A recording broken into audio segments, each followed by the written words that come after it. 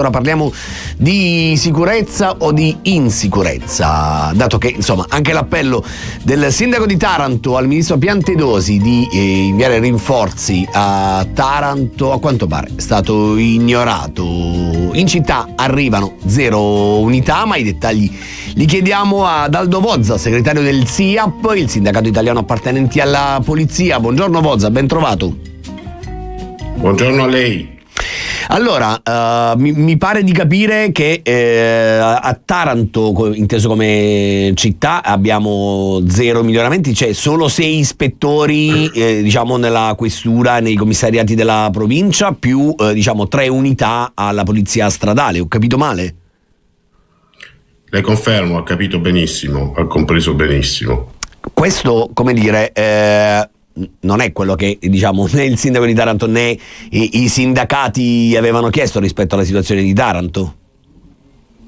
No, le confermo, rispetto alle criticità di organico ormai pesanti, certamente non ci saremmo aspettati un potenziamento, se così si può definire, così irrisorio, che poi potenziamento in realtà non è, perché se vediamo i pensionamenti che ci sono stati, questi rinforzi non danno nulla alla città di Taranto, non spostano il problema neanche di 1 millimetro rispetto a quello che era una settimana fa, prima dei nostri appelli e di quelli del sindaco. Ecco, e adesso che succede? Quanto bisognerà attendere e sperare, tra virgolette, che insomma il Viminale si muova o prenda in considerazione gli appelli che sono arrivati dal capoluogo ionico? Allora, i prossimi rinforzi sono previsti nel periodo estivo, quindi l'inizio di giugno, il secondo movimento ministeriale che solitamente avviene.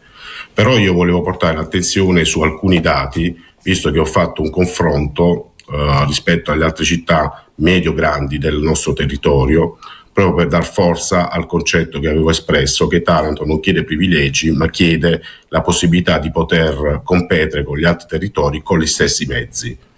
Le cito qualche numero. Prego. Allora, abbiamo città medie come Gorizia, 49 unità di rinforzo.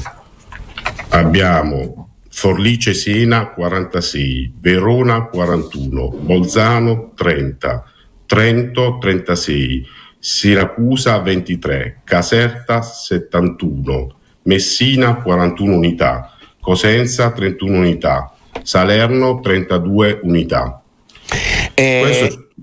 Questo diciamo l'avete scritto in un vostro comunicato, significa che siamo figli di un dio minore?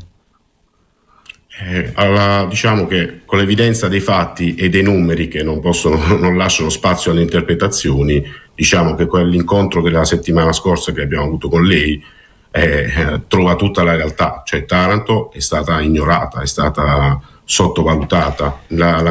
Sbaglio alcuni esponenti politici anche diciamo della maggioranza, non voglio metterla in difficoltà diciamo rispetto, però alcuni parlamentari sbaglio o avevano preso un impegno personale, Vozza, rispetto a questo? Ho visto che molti sono intervenuti sul tema, anche contattati e sollecitati. Però diciamo, al momento non aspetto delle azioni successive, interrogazioni parlamentari, cioè Taranto non può essere lasciata sola, come abbiamo detto l'altra volta.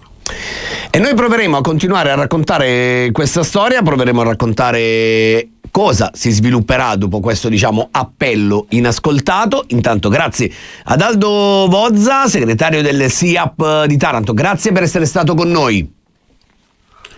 Grazie a voi, buona giornata a tutti.